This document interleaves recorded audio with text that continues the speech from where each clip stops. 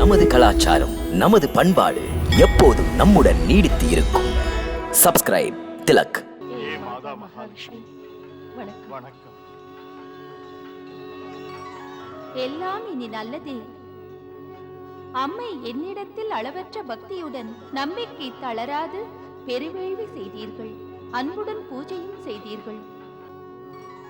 இப்படி நீங்கள் செய்த நற்செயலால் இப்போது தேவலோகத்தையே ஆனந்தப்படுத்துகிறது. என் மனதும் பரிந்து வரமளிக்க வேண்டும் என்று என்னை தூண்டுகிறது. ஏன் மாதேஸ்வரி, அன்பின் அருள் இது. அம்மையே கதியென்று நம்பினேன். நம்பி இருந்ததற்கு பலன் இது. தவறாது. நம்பி தொழுதவருக்கு ஏமாற்றம் இருக்காது. முயற்சிகள் எப்போதும் தோற்காது. நற்பயன் எப்படி வந்தது? நாடு போற்றும் தவத்தால், யாக மந்திரத்தால், சிருஷ்டிப்பவரின் சிந்தையை குளிர வைக்கும் வேள்வி மந்திரங்களின் ஒலிநயத்தால் வந்தது. ஆகையால் தாய்மை அடைய துடிக்கும் நீ அதை பெற, மகளே உன் மகளாய் தத்துவ உட்கருத்தின் ரூபத்தில் வைஷ்ணவி தேவியாக அவதரிப்பேன். மாதேஸ்வரி, அன்னையே எனக்கு மகளாக. ஆம் அரசே, பலமுறை உங்கள் சொப்பனத்தில் தோன்றி மகிழ்விக்க பிரியமுடன் தரிசனம் தந்தேனே. இப்போது சொப்பனம் நிஜமாகிறது. மன்னா, உன் மகளாய் நான் அவதரிக்கப் போகிறேன். கேட்பதை தந்தாய் மாதேஸ்வரி, கேட்பதை தந்தாய். மன்னிக்க வேண்டும் தாயே. அம்மையே, உன்னை மகளாக வளர்ப்பதில் எங்கள் பக்கம் குறையிருந்தால் அது பற்றித்தான் பயமாக இருக்கிறது எமக்கு. அன்புள்ளவர்கள் குறைபாடோடு என்னை வளர்த்தால் என்ன? மனம் ஒன்றி செய்யும் செயலில் குறையை நிறைதான். அம்மா, உன் அவதாரத்தை காண காத்திருக்கிறேன். மன்னவனே, நான் வாழ்கின்ற இடம் வளமை கொழிக்கும், இல்லை என்பதே இருக்காது. செல்வ மகள் வந்தால் சென்று விடுமே துயரங்கள்.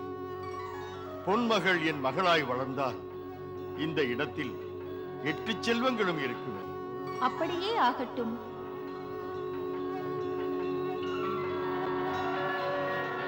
நல்லதே நடக்கும்.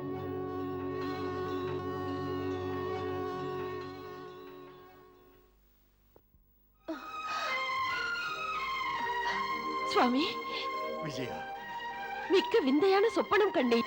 சொப்பனம் என்றால் மாதா மகாலட்சுமியின் தரிசனம் தானே? தாம் அறிந்தது எப்படி? ஏன் அப்படி ஒரு சொப்பனம் உங்களுக்கும் வந்ததா? மாதாவை கண்டேன். உண்மையில் இது நம்ம அதிர்ஷ்டம்தான். வைஷ்ணவ தேவி ரூபத்தில் அவதரிக்கிறாள் அன்னை. நாம் கண்ட கனவு ஒன்று போல் இருக்கிறது. உண்மைதான் நமது கனவு. தேவியின் அருள்தான். மாதாவின் அருள்தான். குறை தீர்ந்தது. மாதாவின் அருளால் மனக்குறை தீர கனா கண்டேன். அது பலிக்கப் போகிறது. மாதா மாதாவாக போகிறாள் சுவாமி. மாதாவாக போகிறேன். மாதாவாக போகிறேன். மாதா மாதா.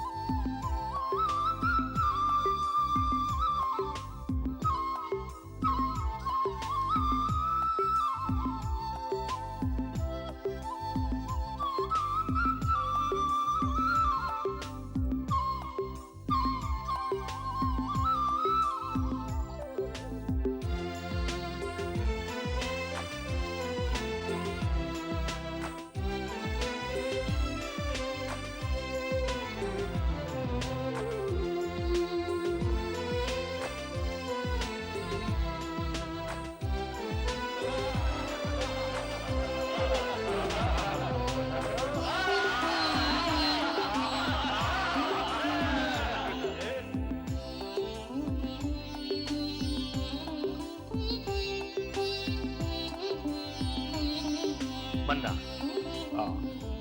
என் கருத்தை பேசுவதற்கு மன்னிக்கவும். தயக்கம் எதற்கு மகாமந்திரி? என்ன கருத்து தங்களுக்கு? மன்னா, குழந்தை பிறப்பதற்காக தாம் புரிந்த வேள்வி நல்ல முறையில் நிறைவு பெற்றதால் சந்தோஷப்பட்டு தமது பொக்கிஷத்திலிருந்து எடுத்து உடைகளாக, தங்க நாணயங்களாக தானம் செய்கிறீர்கள். ஆம் மகாமந்திரி, யாம் பெற்ற இன்பம் என் மக்களும் பெறட்டுமே. மன்னியுங்கள் மன்னா, இப்படியெல்லாம் சேர்த்த தனங்களை செலவு செய்தால் ராஜ பொக்கிஷமே சீக்கிரம் காலியாகி விடாதா? ராஜ பொக்கிஷத்துக்கு அந்நிலை வந்தால் வரட்டும். மகாமந்திரி, தேவி மகாலட்சுமியின் அருள் பார்வை நம் ராஜ்யத்தின் வளமையை நிலையாக்கி இன்பங்களை வாரி வழங்கி இருக்கிறது. நமக்கு தெரியாதா சேமிப்பில் கை வைப்பதில் தவறென்று? தானம் செய்வது செலவல்ல, புண்ணியம் சேர்ப்பது பாவம் அல்ல. நாட்டிற்கு அளிக்கின்ற தர்மங்கள் அரசனுக்கு ஆக்க சக்தி ஆகின்றது. மக்களுக்கு அள்ளி தருகின்றவன் நலிந்ததாக கதையே இல்லை.